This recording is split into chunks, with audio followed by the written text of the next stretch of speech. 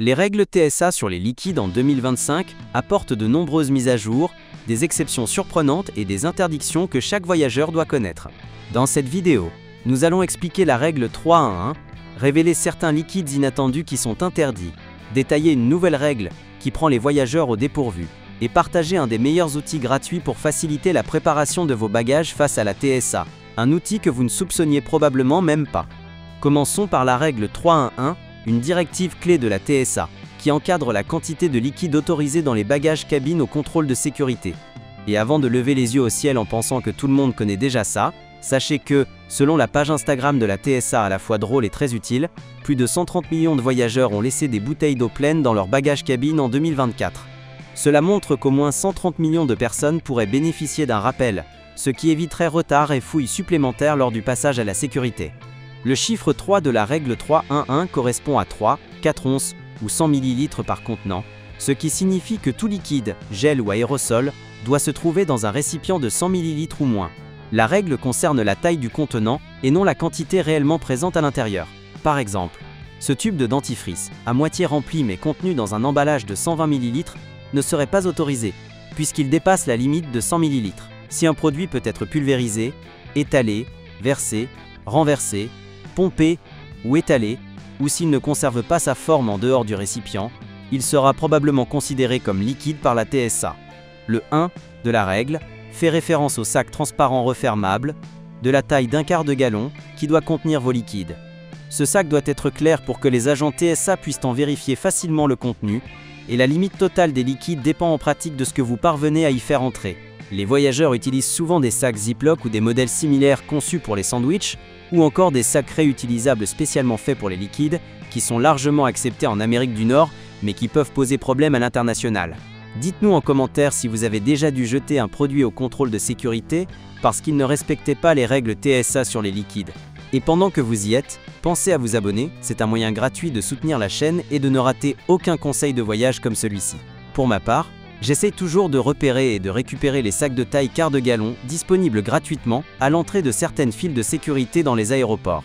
C'est très pratique d'en avoir sous la main pour préparer correctement mes liquides chez moi avant de partir, mais je finis aussi par les réutiliser pendant le voyage, par exemple pour ranger un savon, un maillot de bain encore mouillé ou même une paire de chaussettes sales. Le deuxième de la règle 3.1.1 signifie que chaque voyageur n'a droit qu'à un seul sac de liquide. Si vous avez plus de liquide que ce qu'un seul sac peut contenir, ils devront aller en soute. Si vous voyagez avec d'autres personnes qui n'utilisent pas tout leur quota, comme un partenaire ou un enfant, vous pouvez répartir vos produits dans leur sac. Par exemple, si votre routine de soins est bien plus fournie que celle de votre partenaire, vous pouvez utiliser une partie de son quota pour passer le contrôle. En revanche, si vous dépassez la limite de la règle 3.1.1, votre sac risque de déclencher une alarme et être signalé pour inspection. Un agent TSA vous demandera alors de retirer les liquides en trop, et tout ce qui dépasse devra être jeté ou placé dans vos bagages en soute. Mais au moment où vous arrivez au contrôle de sécurité, vos bagages en soute sont déjà enregistrés, donc il est essentiel de prévoir à l'avance pour éviter d'avoir à jeter quoi que ce soit. Malgré la règle stricte du 3.1.1, il existe des exceptions pour certains liquides en taille normale que vous pouvez emporter en plus grande quantité. La première exception concerne les médicaments sur ordonnance, y compris les médicaments liquides conservés dans des stylos ou seringues pré-remplies. D'autres prescriptions peuvent inclure des crèmes, comme les corticoïdes utilisés pour traiter le psoriasis, l'eczéma ou la dermatite. Il est recommandé de toujours garder ces médicaments dans leur contenant d'origine étiqueté pour éviter tout problème. Une autre exception s'applique aux médicaments en vente libre, comme la solution saline pour lentilles, les sirops contre le rhume ou la toux, ou encore les compléments nutritionnels liquides. Les gels et crèmes médicaux sont également acceptés en quantité supérieure, par exemple la crème à l'hydrocortisone, les pommades antibiotiques comme la néosporine, les gels antidouleurs comme Icy Hot ou Voltaren, le gel d'aloe vera, ou encore les traitements contre l'eczéma comme Aquaphor ou CeraVe Ointment. Une autre exception notable concerne l'alimentation des nourrissons et des enfants. Cela inclut le lait maternel, les préparations infantiles et même les petites briques de jus destinées aux enfants. Les packs de glace et autres moyens de conservation de ces produits médicalement nécessaires sont également autorisés. Si vous transportez ces articles dans des contenants de plus de 100 ml, vous devez les déclarer à un agent de la TSA au contrôle. Informez l'agent, sortez-les de votre sac et placez-les dans un bac pour inspection. Même si le processus est généralement rapide, ces articles peuvent nécessiter un contrôle supplémentaire. Prévoyez donc un peu de temps supplémentaire au cas où le point de contrôle serait encombré. Une mise à jour importante des règles TSA sur les liquides est que la règle temporaire autorisant les passagers à transporter jusqu'à 350 ml de gel hydroalcoolique a pris fin. Le désinfectant pour les mains est désormais soumis à la limite de 100 ml et doit entrer dans votre sac transparent prévu pour les liquides.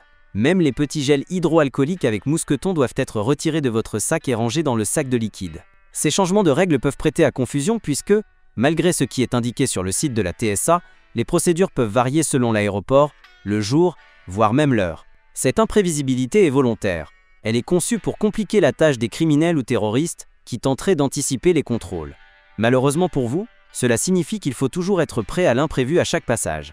Même avec le programme TSA PreCheck, il se peut qu'on vous demande de sortir votre sac de liquide selon l'agent ou la technologie utilisée au moment de votre passage. Quoi qu'il en soit, certains liquides sont totalement interdits sans exception, quelle que soit la quantité. En fin de compte, ce que vous pouvez ou non emporter dépendra de l'agent de la TSA chargé de votre contrôle. Les liquides interdits comprennent les produits chimiques toxiques, comme les pesticides, l'eau de javel, les agents nettoyants ou toute substance corrosive. Cela inclut également les sprays de défense comme le gaz poivre ou le spray anti-ours, ainsi que les liquides inflammables, comme l'essence à briquet, le carburant de camping, le propane ou la peinture en aérosol. Il est aussi interdit de transporter de l'alcool à haut degré, c'est-à-dire à 70% d'alcool ou plus, comme certains alcools forts type Everclear ou le rhum à 75 degrés. J'ai donné beaucoup d'exemples parce que je sais à quel point c'est rassurant d'avoir une réponse claire pour l'objet précis que l'on se demande si l'on peut emporter ou non. Mais comme il serait impossible de tout lister, et honnêtement, personne n'a envie de regarder une vidéo qui durerait des heures, c'est le moment idéal pour présenter l'un des outils les plus sous-estimés pour préparer ses bagages sans stress. Ask TSA. Si vous êtes jamais sûr qu'un article soit autorisé, Ask TSA rend les choses très simples. Vous pouvez envoyer une photo de l'objet, voir le lien Amazon de ce que vous comptez acheter, et un agent TSA vous donnera une réponse personnalisée. Il suffit de les contacter via Instagram DM, Facebook Messenger, SMS ou même X. C'est rapide, pratique, et cela évite les mauvaises surprises de dernière minute au contrôle. Dernièrement, j'ai par exemple demandé pour des semelles en gel, car elles contiennent une quantité indéterminée de gel, considérée comme liquide. Résultat, oui, elles sont bien autorisées. Vous pouvez poser des questions sur tout, même les plus insolites, comme la politique de la TSA sur les spaghettis. Et oui, selon un post Instagram que j'ai mentionné plus tôt, beaucoup de gens ont vraiment posé la question en 2024. La réponse est que les spaghettis passent, à condition que la sauce soit déjà mélangée aux pâtes. D'autres questions tout aussi farfelues concernent des objets comme un micro-ondes en bagage cabine. C'est amusant. Mais là où cela devient sérieux, c'est avec les médicaments. Vous pourriez être surpris d'apprendre que certains traitements courants prescrits aux États-Unis, comme l'Adderall pour le TDAH, passent sans problème la sécurité TSA, mais sont strictement interdits dans certains pays de destination. Par exemple, au Japon, l'Adderall est totalement interdit, même avec une ordonnance. Dans le même registre, certains médicaments contre le rhume sous forme de comprimés ou de liquide, comme ceux contenant de la pseudoéphédrine, y sont également prohibés. Et voyager avec pourrait vous attirer de gros ennuis.